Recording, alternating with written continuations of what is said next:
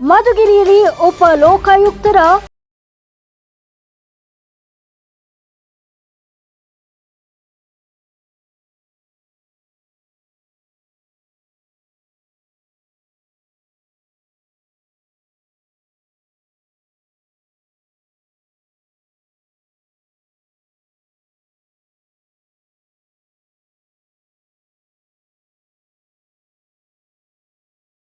ಅವಧಿ ಮೀರಿದ ಆಹಾರ, ಮಕ್ಕಳ ಜೀವದೊಂದಿಗೆ ಆಟ.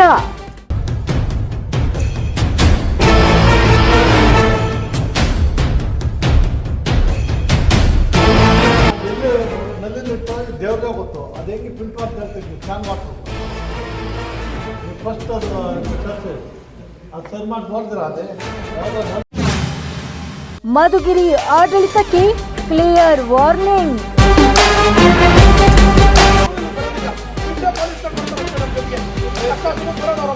ಮಧುಗಿರಿ ತಾಲೂಕಿನ ಉಪ ಲೋಕಾಯುಕ್ತರಾದ ಬಿ ವೀರಪ್ಪ ಅವರು ನಡೆಸಿದ ಆಕಸ್ಮಿಕ ಭೇಟಿ ತಾಲೂಕು ಆಡಳಿತ ವ್ಯವಸ್ಥೆಯ ನಿಜ ಮುಖವನ್ನು ಬಹಿರಂಗಪಡಿಸುವಂತಾಯಿತು. ವಿವಿಧ ಸರ್ಕಾರಿ ಕಚೇರಿಗಳು ಹಾಗೂ ಸಾರ್ವಜನಿಕ ಸಂಸ್ಥೆಗಳ ಮೇಲೆ ಹಂತ ಹಂತವಾಗಿ ತಪಾಸಣೆ ನಡೆಸಿದ ಅವರು ಅಧಿಕಾರಿಗಳ ನಿರ್ಲಕ್ಷ್ಯ, ಜವಾಬ್ದಾರಿ ಕೊರತೆ ಹಾಗೂ ವ್ಯವಸ್ಥಾತ್ಮಕ ಗೊಂದಲಗಳನ್ನು ಸ್ಪಷ್ಟವಾಗಿ ಎತ್ತಿ ಹಿಡಿದರು. ಎಆರ್ಟಿಒ ಕಚೇರಿಯಲ್ಲಿ ಮಾಹಿತಿ ಕೇಳಿದಾಗ ಸಮರ್ಪಕ ಉತ್ತರ ನೀಡಲು ಸಾಧ್ಯವಾಗದೆ ತಬ್ಬಿಬ್ಬಾದ ಅಧಿಕಾರಿಗಳ ಸ್ಥಿತಿ, ಜನಸೇವೆಯ ಗುಣಮಟ್ಟವೇ ಪ್ರಶ್ನಾರ್ಥಕವಾಗಿರುವುದನ್ನು ತೋರಿದರೆ, ವಿದ್ಯಾರ್ಥಿನಿಯರ ಹಾಸ್ಟೆಲ್ಗಳಲ್ಲಿ ಮೂಲಭೂತ ಸೌಕರ್ಯಗಳ ಕೊರತೆ ಕೂಡ ತೀವ್ರ ಅಸಮಾಧಾನಕ್ಕೆ ಕಾರಣವಾಯಿತು. ಬಟ್ಟೆ ತೊಳೆಯಲು ಸೂಕ್ತ ವ್ಯವಸ್ಥೆ ಇಲ್ಲದೆ ಹಾಗೂ ಬಿಸಿ ನೀರಿನ ಸೌಲಭ್ಯ ಇಲ್ಲದಿರುವುದನ್ನು ಗಮನಿಸಿದ ಉಪ ಲೋಕಾಯುಕ್ತರು ತಕ್ಷಣ ವಾಷಿಂಗ್ ಮಿಷಿನ್ ಒದಗಿಸಿ ಬಿಸಿ ನೀರಿನ ವ್ಯವಸ್ಥೆ ಸುಧಾರಿಸಬೇಕು ಅಂತ ಕಟ್ಟುನಿಟ್ಟಿನ ಆದೇಶ ನೀಡಿದರು.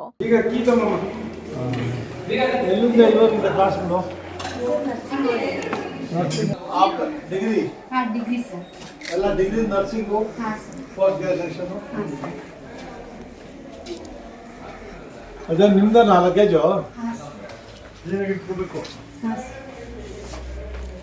ತಿಂಗಳು ಚೆನ್ನಾಗಿ ಕೊಟ್ಟಿದಾರ ಹಳದ ಇದೇನು ಬೆಡ್ಶೀಟ್ ನೀವೇ ತಂದಿರೋದಾ? ಇಲ್ಲ ಸರ್, ಹಾಸ್ಟೆಲ್ ಕೊಟ್ಟಿದ್ರು. ಅವರೇ ಕೊಟ್ಟಿರೋದಾ?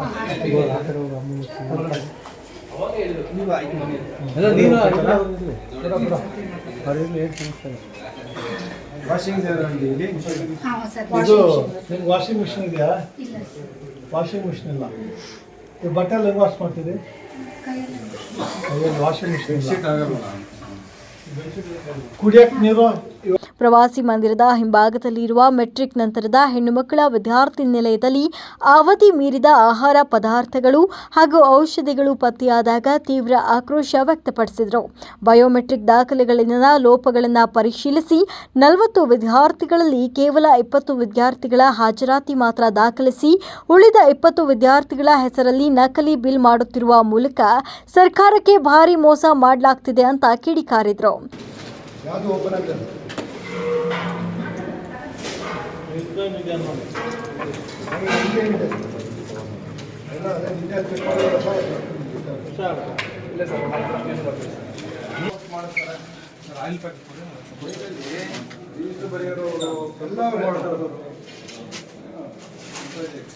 ಇವತ್ತು ತಂದಿರಬೇಕು.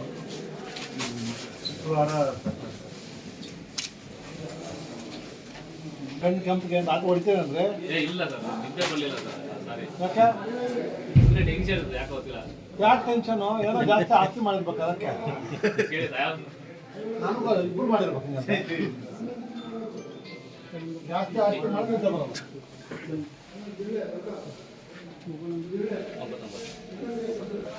ಎಲ್ಲ ಕರೆಕ್ಟ್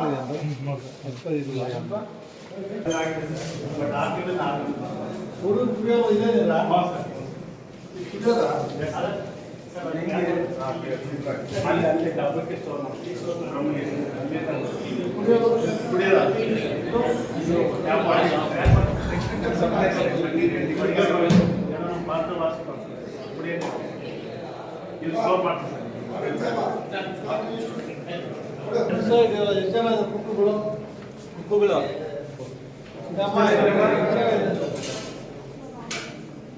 ಒಂದು ವಿದ್ಯಾರ್ಥಿಗೆ 2,100 ರೂಪಾಯಿಗಳಂತೆ ಪ್ರತಿ ತಿಂಗಳು 42,000 ರೂಪಾಯಿ ಹೆಚ್ಚುವರಿ ಹಣ ವಸೂಲಿಯಾಗುತ್ತಿರುವುದು ಯಾವುದೇ ರೀತಿಯಲ್ಲೂ ಸ್ವೀಕಾರಾರ್ಹವಲ್ಲ ಅಂತ ಸ್ಪಷ್ಟಪಡಿಸಿ ಸಂಬಂಧಪಟ್ಟ ಅಧಿಕಾರಿಗಳನ್ನು ಗಂಭೀರವಾಗಿ ತರಾಟೆಗೆ ತೆಗೆದುಕೊಂಡು ಬಿಸಿಎಂ ಇಲಾಖೆಯ ಜಿಲ್ಲಾ ಅಧಿಕಾರಿಗಳು ನಾಳೆ ಸಭೆಗೆ ಕಡ್ಡಾಯವಾಗಿ ಹಾಜರಾಗಬೇಕು ಅಂತ ಕಟ್ಟುನಿಟ್ಟಿನ ಸೂಚನೆ ನೀಡಿದರು.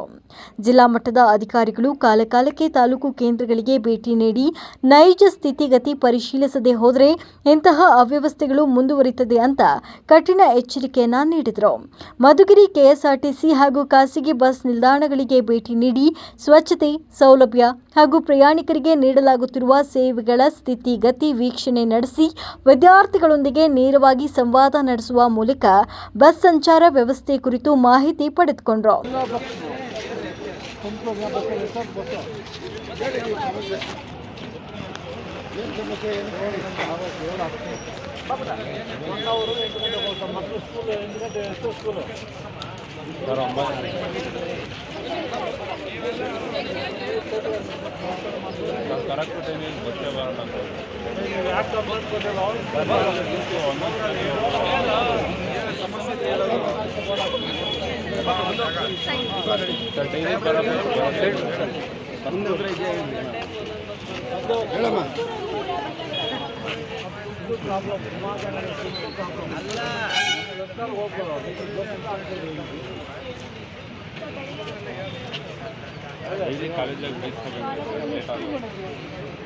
ಸಂಜೆ ಬಸ್ ಇಲ್ಲ ಸರ್, ನೆನ್ನೆ ನಾವು 7 ಆಯಿತು ಬರೋದು ಮನೆ.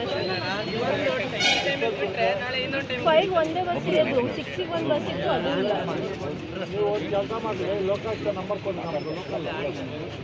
ಸರ್ ಇವತ್ತು 7 ಗಂಟೆಗೆ ಬಂದರೆ ನಾಳೆ 7 ಕಾಲಕ್ಕೆ ಬಿಟ್ಟಿರ್ತಾರೆ, ನಾಳೆ 7 ಕಾಲಕ್ಕೆ ಬಿಟ್ಟರೆ ನಾಳೆ 7:15 ಬಿಟ್ಟಿರ್ತಾರೆ, 7:15 ಬಿಟ್ಟರೆ 7 ಕಾಲಕ್ಕೆ ಬಿಟ್ಟಿರ್ತಾರೆ.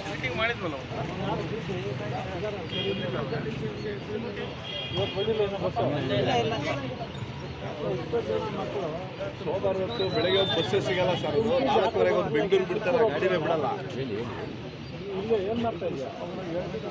ಏನು ಟಿ ಸಿ ಕೆಲಸ ಮಾಡ್ತೀಯಾ? ಇಲ್ಲಿ ಲಾಸ್ ಆಗುತ್ತೆ.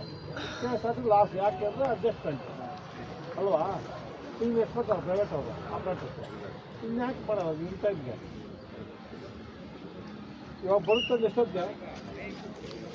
ನಾನು ಇಲ್ಲ ಏಜೆನ್ಸಿ ನೋಡೋಣ, ಸುಮ್ಮನೆ ಕತೆ ಆಗ್ತೀನಿ. ಅವನ ಹತ್ರ ಬರ್ತಾರೆ ಫಾತಿಮಾ, ಅವ್ರನ್ನ ಫಾತಿಮಾ. ಅಲ್ಲಿನ ಅಂಗಡಿಗಳಲ್ಲಿ ಮಾರಾಟವಾಗ್ತಿದ್ದ ತಿನಿಸುಗಳ ಎಕ್ಸ್ಪೈರಿ ದಿನಾಂಕವನ್ನು ಸೂಕ್ಷ್ಮವಾಗಿ ಪರಿಶೀಲಿಸಿದರು. 20ಕ್ಕೆ ಹೋಗ್ಬಿಟ್ಟು ಮತ್ತೆ ಇದಂಗೆ ಮಾಡ್ತಾ ಇದೆಯಾ? ಒಂದು ತಿಂಗಳಾಗಿದೆ. ಇಟ್ಕೊಳಂಗಿಲ್ಲ ರೀ ಹಂಗೆ. ಸಬ್ರಾಸ್ ಸರ್ ಓಕೆ ಸರ್ ಹೇಳಿ ಸರ್. ಸೇಫ್ಟಿ ಆಫೀಸರ್ಸ್ ಎಲ್ರಿ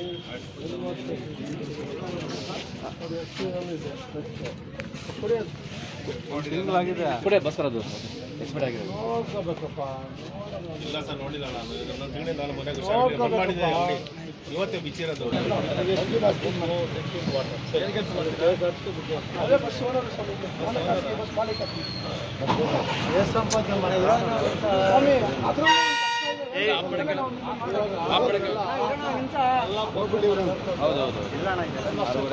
ನೀವೇ ಮಾಡ್ಬಿಟ್ಟಾಯ್ತಲ್ಲ. ನಮ್ಮ ಹತ್ರ ತೆರಿಗೆ ತಗೊಂತಾರೆ ಸ್ವಾಮಿ, ನಾವೇ ನಮಗೆ ಇವರೇನು ಫ್ರೀ ಮಾಡೋದಿಲ್ಲ. ಹೌದು ಸ್ವಾಮಿ, ಸಾರ್ವಜನಿಕರಿಗೆ ತೆರಿಗೆ ತಗೊಂಡ್ಮೇಲೆ ಕುಡಿಯೋ ನೀರು ಕೇಳ್ತಾ ಇದೀವಿ ಅಷ್ಟೇ, ಬೇರೆ ಏನು ನಾವು ಕೇಳಿಲ್ಲ. ಮಂತ್ಲಿ ಎಷ್ಟು ಬರ್ತದೆ? ಎಷ್ಟು ಬರುತ್ತೆ? 3 ಲಕ್ಷ. ಹನುಮಾನ್ ಖರ್ಚು ಮಾಡಲ್ವಾ?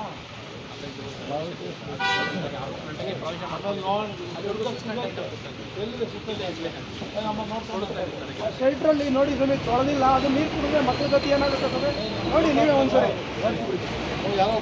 ನಾವು ಇನ್ನೇನು ಕೇಳ್ತಿಲ್ಲ. ಆಗುತ್ತಲ್ಲ ಗೊತ್ತಿಲ್ಲ. ಅಲ್ಲ ತಾವು ಅಷ್ಟೊಂದು ಅಂಥ ನೀರು ಕುಡಿತೀರಾ? ನಿಮ್ಮ ಮನೆಯವ್ರು ಕುಡಿತಾರೆ ಅಂತ ನೀರು ಹೇಳ್ರಿ. ಇಲ್ಲ ಜನ ಯಾಕೆ ಕುಡಿಬೇಕು? ಜನರಿಗೆ ಯಾರೂ ಇಂಟ್ರೆಸ್ಟೇ ಇಲ್ಲ. ಆ ಜನ ಹಂಗೆ ಇದ್ದಾರೆ, ಯಾರೂ ಕೇಳಲ್ಲ. ಅವ್ರು ದುಡ್ಡು ತಗೊಂಡು ಓಟ್ ಹಾಕ್ತಾರೆ.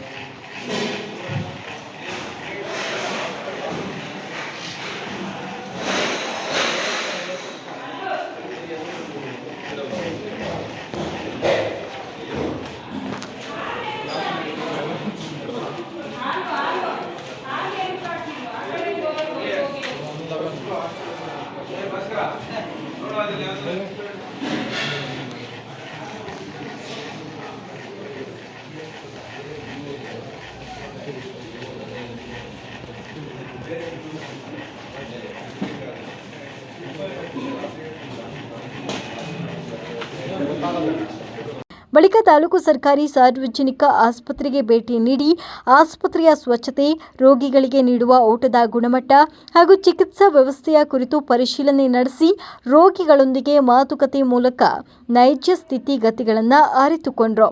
ಎಲ್ಲ ಸ್ಥಳಗಳ ಪರಿಶೀಲನೆಯ ನಂತರ ಉಪಲೋಕಾಯುಕ್ತರ ತಂಡವು ಕನ್ನಡ ಭವನದಲ್ಲಿ ನಡೆದ ಸಾರ್ವಜನಿಕ ಕುಂದುಕೊರತೆ ಸಭೆಗೆ ತೆರಳಿ ಜನಸಾಮಾನ್ಯರ ಅಹವಾಲುಗಳನ್ನು ಆಲಿಸಿ ಸಮಸ್ಯೆಗಳಿಗೆ ಸ್ಪಂದಿಸುವ ಮೂಲಕ ಆಡಳಿತಕ್ಕೆ ಸ್ಪಷ್ಟ ಸಂದೇಶ ನೀಡಿದರು.